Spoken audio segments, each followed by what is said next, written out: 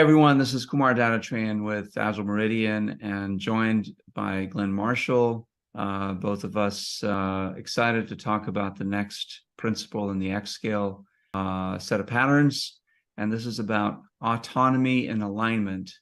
And actually, there's been a recent revision of these letters. So XSCALE, as you know from the prior videos, spells a series of principles. And so we're now on A, which is autonomy and alignment. And there's been a proposed revision to these principles so that it reads more like the manifesto. And I don't know if I should be even saying this without Pete's permission, but we're going to do it anyway. So it's autonomy and alignment over command and control. So first, maybe it's worthwhile just diving into what autonomy in alignment means. Glenn, what comes to mind for you? Well, I would explain it in terms of autonomy, alignment. And well, I'll start with alignment. I'll go backwards. Clearly, organizations have visions and objectives and plans, and no matter where you are in the organization, they do need to be respected. Traditionally, that's been respected through a very directive model, command and control.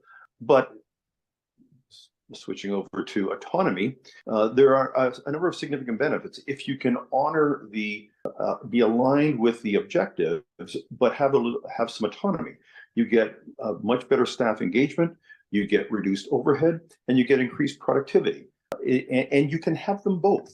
So that's one of the great promises of XSCALE, in my view. Yeah, I'm going to take a slightly different view. I think that command and control gives you the illusion of alignment, but doesn't actually produce any alignment. You know, it's okay. Say it's the overzealous manager or boss that says, you know, okay, here's our direction. This is where we're going, and do you agree? Yes, great. I'm glad you agree. Is there agreement? Is there alignment? Awesome.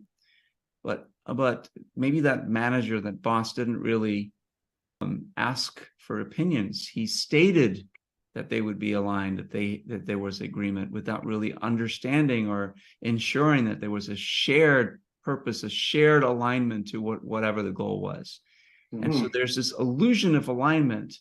And because it's just an illusion, there really isn't any alignment, which is where this house of cards breaks apart or falls down, and that the people that make up the team, they can't be trusted, because they can't be trusted to be autonomous. They can't be given the freedom to make decisions because, well, they're not aligned.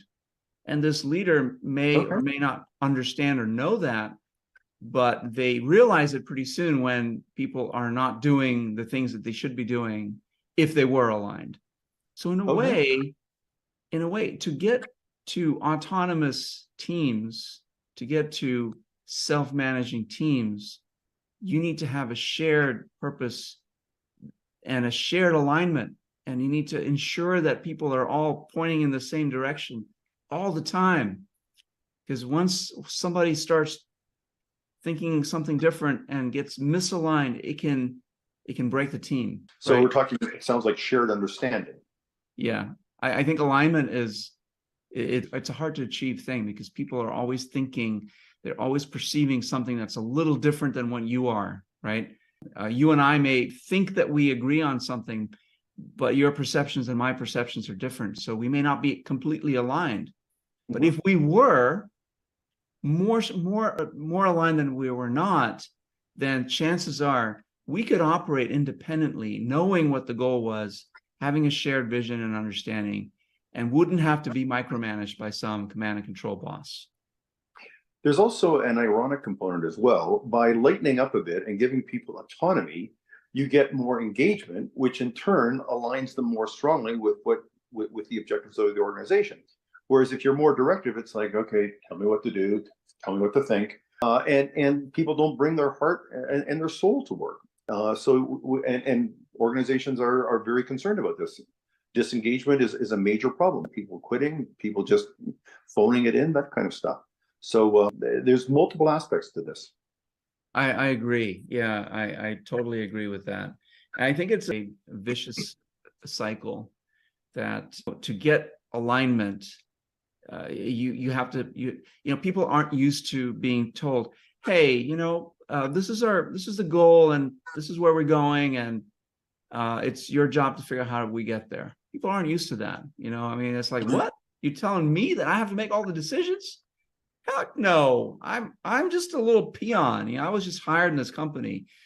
You're the boss. You need to tell me what to do. I have no idea how to get to that goal that you're saying. And so leaders may fall into the trap of, okay, I need to spoon feed this person. And the person, of course, they're like, yeah, spoon feed me. But that only lasts so long. That new person's not going to be new forever.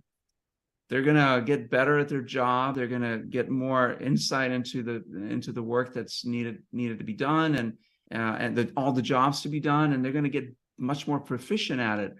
And if I treat you the same way, 6 months from now as I did the day you started, Glenn, you're going to hate me. Like, Kumar, I know what I'm doing. Let me do my job, right? Yep.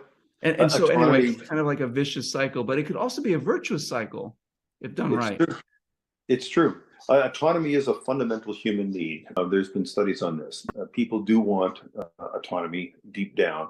Of course, they want a bit of guidance initially, as you suggest, but at a deeper level, we do strive as humans for autonomy. Right. I mean, it's like my kids. It's when they were babies. Obviously, they couldn't make any decisions on their own. They needed constant guidance, care, supervision, all those things. But once they get to about 3 years old, 4, 5, 6, 7, as they get older, they start to sort of, how much can I get away with, and things like that. And so I'm not saying that running a company is the same as raising kids, but in some ways there are some parallels that people have to keep in mind. And if you want a workforce that's engaged, that is productive, you need to apply, sort of a situational leadership model to people that are new, that is different from people that are competent and that can do their work.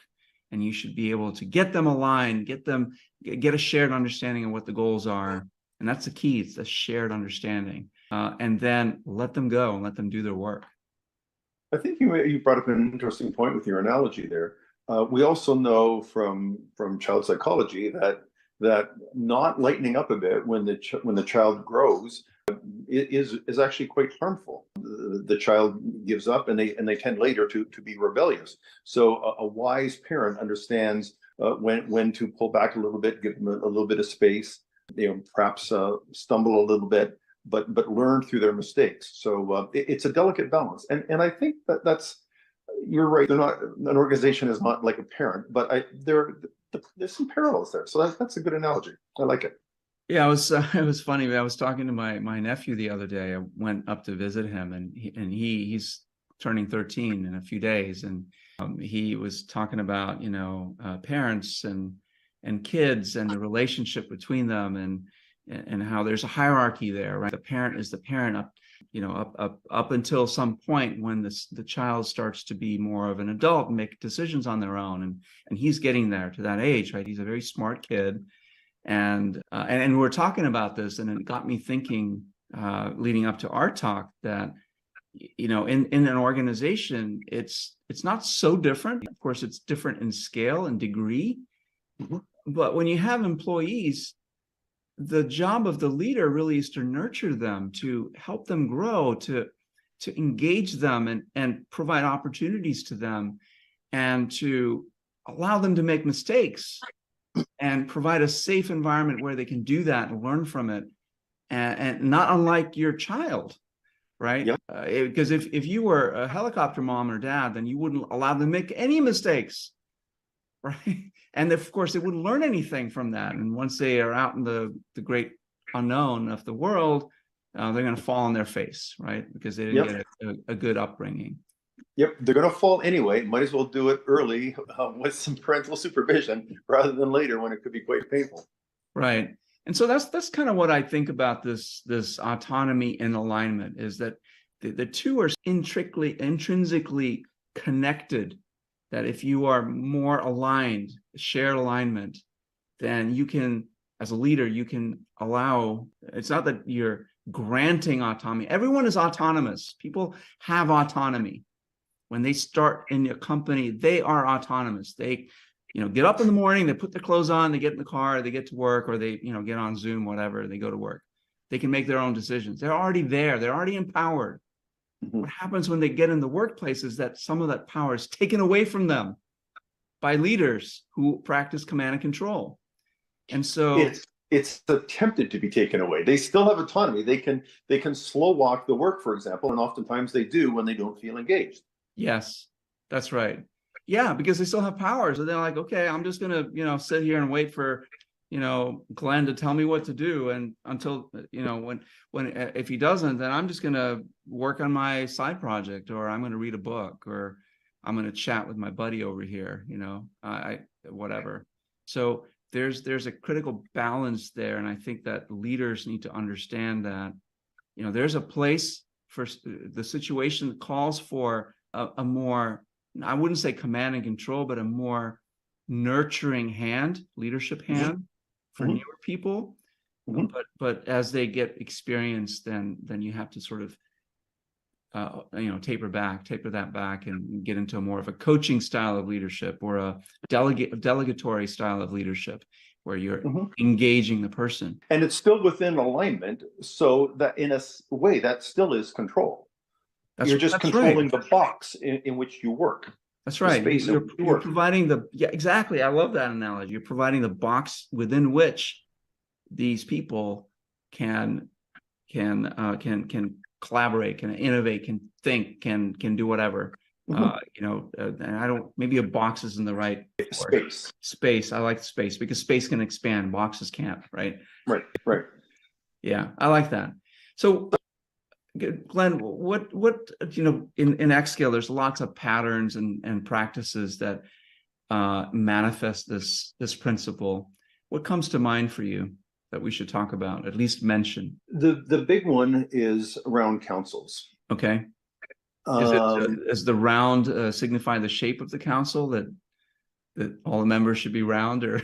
it signifies the fact that, well, the simplest way to describe it is to think of the notion of the chapters in Spotify, except they're given decision-making capability, and there's meetings between the chapters, and the various members on a given chapter rotate up to this round council.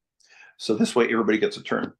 So it's kind of like Spotify, except they have decision making. The council has decision making capability, and they will make decision, and in turn pass it down to the teams, who then have to come to agreement on the whatever the decision was made. Yeah. So I guess the difference between the Spotify model, which there are councils, but even just you look at Scrum, or large scale Scrum, or Nexus, there's a notion of councils, if you will. The Scrum Masters form a council, and they carry decisions between the teams, and the product owner council, if they don't call them council, but certainly they share information and knowledge. But the difference between the round councils and XSCALE and any of these other structures that are used in, say, Spotify or Scrum at Scale, or SAFe, the Scale Analysis Framework, is that membership in the council rotates, right? So Yep. the locus of power isn't concentrated in one individual, the Scrum Master, or the product owner, or the product manager, whatever. That responsibility to share information from the team to the rest of the council, and bring information back to the team, is a rotating responsibility. Correct. But you also have all the different disciplines represented. So you'd have development, you would have QA, you would have architecture, along with some subject matter experts. This is kind of a big topic. I think this is something that we should actually have a dedicated session on. Yes, we will talk about round councils specifically in another video, and we have some examples to share on how they work, how they have worked in the real world. What else besides round councils would you say is a pattern that helps manifest this principle? That's the one. That's the big one that comes to mind for me. There's leadership as a service. Leadership as a service. Yes, that's another pattern that I was thinking about. I think we thought about it at the same time, and How does that work? The key point is that it's a mechanism for making decisions quickly. There's a notion of a directly responsible individual, a person who goes and is directly responsible, and then they pull together a team. But there's a clever rule in there. The team can overrule the DRI if they're unanimous. Yeah. So this aggressively encourages compromise and give and take, because the team knows that if they are squabbling among themselves, the DRI will just do whatever the heck it is they want. And of course, everybody's trying to get to the best outcome. So this notion of compromise happens very, very quickly. There's a game that we could play. Perhaps we can make a video about that actually is quite instructive, and it illustrates that. When you know that you're going to be overruled, you cut to the bottom line quite quickly. And these principles around council and leadership as a service have actually been used for hundreds of years in the First Nations, the Iroquois Confederacy. So this is not a new concept, and it was in fact used for hundreds of years before things got disrupted by settlement. Yeah. No, that's great. We didn't really cover leadership as a service in great detail. Just gave you kind of a broad, high-level overview. And the only thing we missed, of course, I mean, we got some of the inner workings of it, the DRIs and how decisions are made, either by the DRI, the directly responsible individual, or if unanimous, by the group, right? But decisions get made regardless, one way or the other. And that's one of the beauties of this pattern is that the committee actually is doing useful work. They're making decisions and learning from them. And the other part, the leader, the service that they provide is what, Glenn? What do they do? What's the service and leadership as a service? I'm drawing a blank here. Help me out. Yeah, the way I understand it, the leader decides the decider, decides the DRI. So they don't actually make a decision. They decide who the DRI is going to be for that decision to be made. So we were part of a council, and I was the leader. I don't really do anything. I just decide who is best equipped to make a decision, and it might be you, Glenn. And it's like, Glenn, what's the decision? And again, if you make a decision and it's not agreed upon by the rest of the council, then if they're unanimously against it, then it's their decision, whatever that decision is. But regardless, there's an outcome. There's always a decision made. Yep. All right. Awesome. And they can even do things like extend the time box if it's unanimous. Yeah, that's right.